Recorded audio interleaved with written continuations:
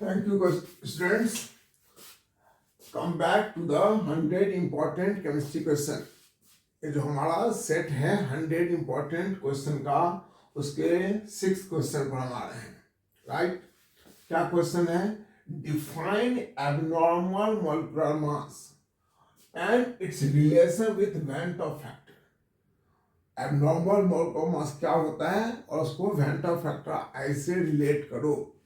दूसरा क्वेश्चन है which qualitative property is based to calculate molecular mass of biopolymer.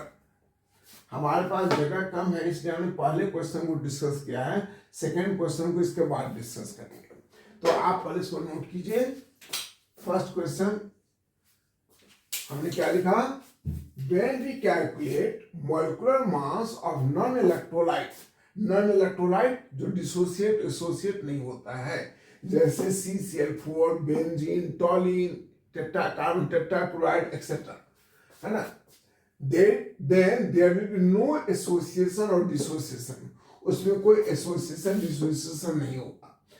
So their observed molecular mass, जैसे कि आप इसका molecular mass क्या निकालोगे? 58.5, right? तो observed molecular mass that is MC will be equal to calculated molecular mass, यानी कि observed molecular mass is equal to their observed molecular mass, इसको डिनोट करेंगे m नॉट से, will be equal to calculated molecular mass that is MC. MC मतलब हम इसको देख करके जो मास निकालेंगे वो हो गया कैलकुलेटेड मोलिकुलर मास, और ऑब्जर्व मतलब जो मशीन निकाल के बताएगा उसको बोलेंगे ऑब्जर्व मोलिकुलर मास. राइट? तो नॉन इलेक्ट्रोलाइट के लिए MC और M नॉट दोनों बराबर होगा, इसलिए वेंट ऑफ फैक्टर I का वैल्यू क्या होगा? MC बाय M नॉट दोनों बराबर है तो 1 हो जाएगा. लेकिन जब कोई कंपाउंड एसोसिएट होगा, डिसोसिएट होगा, यानी वो इलेक्ट्रोलाइट है, तो इलेक्ट्रोलाइट होगा तो एसोसिएट होगा या डिसोसिएट होगा. राइट? जैसे कि एस्टिक एसिड CH3COOH, तो वह क्या होता है? एसोसिएट होता है. कहां पर? बेंजीन में. तो ये दो मिलके एक हो जाते हैं. तो हमने लिखा है but in case of electrolyte which undergo association. Example आपको मैंने यहां दिखाया, एसोसिएशन हो रहा है. सो M not is greater than MC, क्योंकि आप तो मास निकालोगे किसका? आप निकालोगे एस्टिक एसिड का, एक मॉलिक्यूल का, है ना. लेकिन आपको मशीन क्या करेगा? दोनों को मिला के बताएगा. क्यों? क्योंकि सॉल्यूशन तो दोनों मिलके एक साथ एग्जिस्ट करता है ना. तो वो क्या होगा? M not is greater than MC. So I MC by M not होता है, तो M नॉट यहाँ पर क्या है? ज्यादा है. MC कांस्टेंट होता है, वो कम है, तो लेस देन 1 हो जाएगा. राइट? तो अगर कोई कंपाउंड, कोई इलेक्ट्रोलाइट एसोसिएट हो रहा है तो उसके लिए I वैल्यू क्या होगा? Less than 1. दूसरा, in case of electrolyte which undergo dissociation, जैसे NaCl आपका डिसोसिएट होकर के Na+Cl- बनाता है, तो NaCl का कैलकुलेटेड मास तो 58.5 होगा, लेकिन मशीन तो इन दोनों में से किसी एक का बताएगा, अलग अलग बताएगा या एवरेज बताएगा. हर केस में वो ऑब्जर्व मोलिकुलर मास क्या होगा? लेस होगा.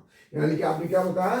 MC greater than M not, इसलिए I क्या होगा? जो MC बाय M नॉट होता है ग्रेटर देन 1 हो जाएगा. राइट? ये जो डेविएशन होता है किसी में, कैलकुलेशन मोलिकुलर मास के कैलकुलेशन में, this deviation in molecular mass calculation in case of electrolyte is called abnormal molecular mass. Clear हो गया? क्या कहा मैंने? कि अगर हम किसी कंपाउंड का जो नॉन इलेक्ट्रोलाइट है, जो एसोसिएट डिसोसिएट नहीं होता है, उसके लिए कैलकुलेटेड मोलिकुलर मास यानी कि फॉर्मूला देख के जो निकालेंगे वो, और ऑब्जर्व मोलिकुलर मास सॉल्यूशन में डाल के निकालेंगे वो, दोनों बराबर होगा. यानी कि MC is equal to M not होगा. तो I क्या होता है? MC बाय M नॉट होता है. I is equal to MC by M not, दोनों बराबर होगा तो I 1 हो जाएगा. लेकिन अगर कोई कंपाउंड एसोसिएट होता है, एसोसिएट मतलब बहुत सारे मॉलिक्यूल मिलकर एक हो जाते हैं, तो उसका ऑब्जर्व मोलिकुलर मास बहुत हाई होगा, क्योंकि मशीन तो बताएगा बहुत बड़े बिग मॉलिक्यूल का, लेकिन हम तो निकालेंगे एक मॉलिक्यूल का, वो कैलकुलेटेड मोलिकुलर मास कम होगा, ऑब्जर्व ज्यादा होगा. यानी कि ये ज्यादा और ये कम होगा. कब? Association case. तो I का वैल्यू क्या होगा? लेस देन 1 हो जाएगा. लेकिन अगर कोई इलेक्ट्रोलाइट डिसोसिएट हो रहा है तो मशीन तो उस डिसोसिएट होने के बाद जो आयन बनेंगे उसका बताएगा, वो कम होगा। हमारा वैल्यू हम तो निकालें NaCl का, वो ज्यादा होगा। यानी कि डिसोसिएशन के केस में क्या होगा, MC ग्रेटर देन M0, इसलिए I का क्या ग्रेटर देन 1। इसी डेविएशन को बोलते हैं abnormal molecular mass. Thank you. Next